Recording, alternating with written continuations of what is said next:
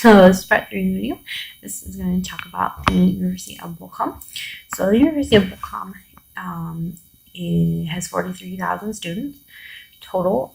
It reminded me, at least, of like UB or the University of Buffalo. It had both undergraduate and graduate programs, even doctoral programs. They focused in medicine, they focused in social and natural sciences, they focused in mathematics, physics, things like that. They had a lot of refugee initiatives. They got a lot of funding for things. Again, when it came to things like admissions requirements and things like that, the requirements are pretty much the same. You had to prove that you'd gone to high school and that your diploma was recognized in Germany, as well as that you had a high enough language score if you weren't a native German speaker. They had one of the largest exchange programs in all of Germany, which is pretty interesting. They had partners with like campusships all over the world. A couple in America. They found out there was an office in New York for their school. Pretty interesting. And we also learned that they just got a large grant to do interior classes or like integration classes. They have ones that are 12 weeks and they take 8 hours worth of courses a week. And then there's ones that are 20 hours a week and they're super intensive. But they said these classes definitely, at least the basic ones, they're seeing them go from like level 1 German to level 2 German up to the different levels, especially, of course, then the ones that are taking the intensive courses that are like 20 hours a week, they're seeing them kind of jump like a level 1.5 at a time. So it's like level 1 to like 2.5 and so on and so forth. They said, they deal with the same problems as like T. Dortmund said. People they don't always have their documents when they leave their country, things like that, how to get around that. They have previous schooling, how to get the German in. Sometimes visa and documentation is a problem. But at the same time, they had some awesome initiatives that their students were doing. They had a group of 900 student volunteers where they work with them and they say, they work with the social workers too at the nearby resettlement camps to, again, kind of work with those problems that, maybe you're too remedial for a social worker to deal with, but are simple enough that an everyday kind of ordinary person can handle them. They also ended up just talking about how they have a Facebook group and that if like a refugee needs help, they can kind of post on it, say, hey, like I need a translator, or I'm going to meet at the job center, or I'm going to a doctor's appointment. And one of their student volunteers can say, I speak it, and I agree. And their student volunteers, they don't require they do any certain hours. If they want to help once a month, they help once a month. If they want to help 2 refugees a week, they can help 2 refugees a week for the whole year. They also talked about how their law students at Bochum have started a refugee law clinic. They actually were recognized by the state that in Germany that they're in. They can help refugees. They have a couple of lawyers kind of retained, and the law students do initial consultations. If it's something very simple that they can handle, they kind of go through it. If it's something a little more complicated, they'll kind of talk to a lawyer, be the go-between. If it's something that isn't law-related, but they thought they were, they will show them the right, oh, hey, you need to go here. Hey, they help them out that way. And then 2, learned about the buddy system that the school program mentor called the Buddy Program that the school is working on or just started.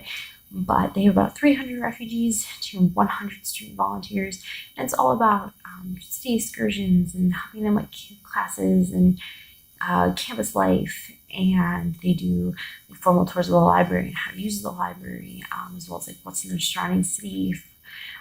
They practice German, they'll play games. Again, it's that whole learning in an informal setting, having fun and learning. And again, Bochum was very interesting. University. It was set up like for a harbor of knowledge. So their main auditorium is kind of shaped, the roof was shaped like a clam, and the buildings looked like ships at a port. So it's like the port of knowledge. The campus too wasn't the most landscaped or anything like that, but it kind of was to set the tone that you're here to do work. You're not here to have fun and just have the college experience. You're here to work, go to class, put your pen to paper, do what you need to do, study, leave, things like that, which was a very interesting and German outlook on things. But at the same time, I loved it. Just made sense. All the buildings were color coded by like program and like school. So like if you were math or like a physics or major like that, like you were in the red buildings. If you were in medicine, you were in the green buildings. Like it made so much sense, and I loved it for that kind of just logical approach to things. I said too that like their buildings are trademarked or they're licensed. So anytime they build a new building, it has to kind of reflect the same look of the rest of campus. It cannot be dramatically different in any way or shape, which I think is awesome too, because it keeps the campus looking the same then. But at the same time too, it was just amazing how all the government is pumping so much money into these refugee programs to help them assimilate to the culture, as well as help them to learn German, and to have these colleges and campuses award scholarships to refugees to offer these German classes for free, and to just help them so much. They're talking about their student buy-in, and that they started. They were expecting when they first started this refugee volunteer network that has now 900 student volunteers. That they originally were like, oh, we're probably gonna get like 5. We're lucky if we'll get like 50. And it also started with law students, kind of get because they had a lot of law, asylum law questions, which then sprung to the refugee law clinic. But their first meeting, they ended up with about 100 people showing up. And it's just crazy the amount of student buy-in that they have. And it's just so much more in these programs. And we kind of were unclear what we were going to do with all this information. When we were here, we didn't know what we were going to find out. Now, every university we go to, things get more tangible. Things are so much more in reach and easier to grasp and kind of understand and figure out the timeline and the organization and the amount of effort that's going to go into them. And it's just amazing to see what these universities are doing. And I mean, they all say too that it wasn't just like, boom, we got this idea, we rolled with it. Like it worked overnight, Or it had to come, things came and went, and things had to get tweaked here and there. But they never gave up, and they pushed through, and they made it happen because they wanted to make it happen. And to touch on a little bit earlier, but the funding that the government is coming up with these initiatives, $1 million grant here, $1 million grant there, these large, that the refugees can go for free, or these universities can staff a couple extra positions to be that resource for these students and the community, is just amazing, because there's so much bureaucracy at private or public schools in America, and that there's not so many grant programs for things like this out there. Like, today we're trying to figure out maybe some loopholes to funding on our campus, and to think about all those little things. It's kind of interesting to think about, all the work that will need to be done, but at the same time, how doable and grasp, like how it is just in reach when we really sit down and flesh out an idea, which is inspiring. And